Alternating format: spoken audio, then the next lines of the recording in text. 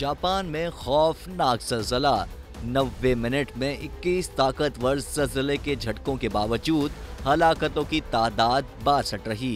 कैसे जापान 7.6 की शिद्दत के ज़लज़ले के बाद बड़े पैमाने पर जानी नुकसान से बचा रहा, आइए जानते हैं।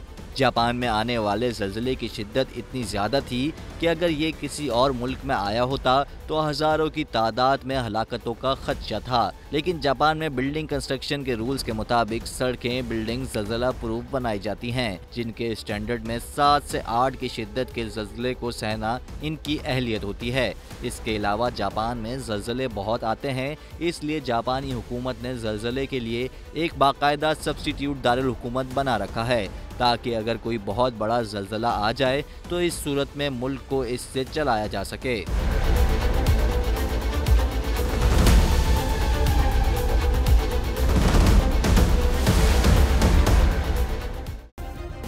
सब्सक्राइब करें और बेल दबाएं ताकि कोई खबर रह न जाए।